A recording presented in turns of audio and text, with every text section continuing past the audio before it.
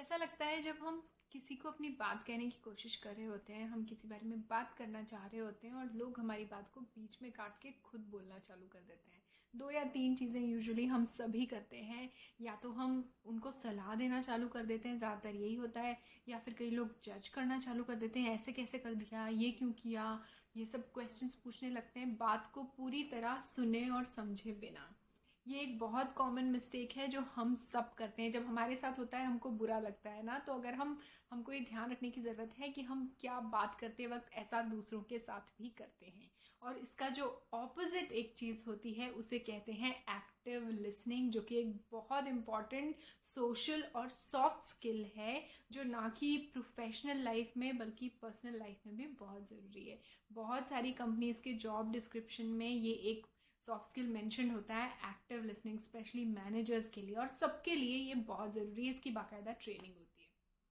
तो क्या होता है एक्टिव लिसनिंग? सबसे पहली बात, लोग अपनी बात कहना पसंद करते हैं। तो अगर कोई आपसे कुछ कह रहा है तो हमें उसे समझना है, listen to understand and not to respond.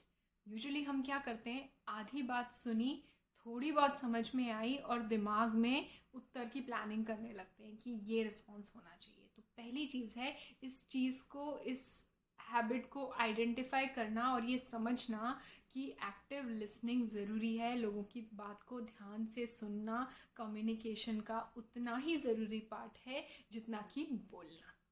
अब आज इस वीडियो में हम साइंस बैक्ड बिहेवियरल साइंस और साइकोलॉजी की स्टडीज़ के हिसाब से जो टेक्निक्स निकली हैं उनके बारे में बात करेंगे। 3 टेक्निक्स मैं आपके साथ शेयर करूंगी। सबसे पहली है बॉडी लैंग्वेज। हम शब्दों का प्रयोग बाद में करते हैं, हम पहले अपनी बॉडी लैंग्वेज से लोगों के साथ कम्युनिकेट करते हैं। तो अगर कोई आपसे बात कर रहा है तो आप आई कांटेक्ट मेंटेन रखिए, इधर उधर मत देखिए। और आई कांटेक्ट का मतलब ये भी नहीं है कि उनकी तरफ घूरना है। रिस्पेक्टफुल आई कांटेक्ट मेंटेन रखिए, उन्हें अटेंशन दीजिए। सर नॉड करना और कुछ ऐसे जेस्चर्स होते हैं जिससे सामने वाले को लगता है कि हाँ आप उनकी बात ध्यान से सुन रहे हैं, और सच्ची में ध्यान से सुनना है, सिर्फ नाटक नहीं करना है। और थर्ड चीज़ ये होती है कि आपको अपना फ़ोन या जो भी डिस्ट्रैक्शन है उसको साइड में रखना है। ये बहुत ज़रूरी है। आप फ़ोन स्क्रॉल करते रहेंगे तो सामने वाले को सीरियसली लगेगा कि आपको उनकी बात में कोई इंटरेस्ट नहीं है या उनके वक्त की कीमत नहीं है। तो ये 3 चीज़ें आपको ध्यान रखनी है जो बॉडी लैंग्वेज में आती है। सेकेंड टेक्निक जिसके बारे में मैं बात करूँगी उसे कहते हैं पैराफ्रेजिंग।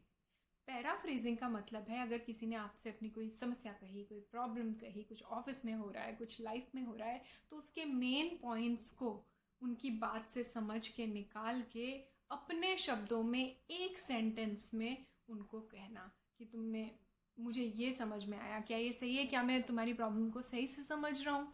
तो ये इसको कहते हैं पैराफ्रेजिंग।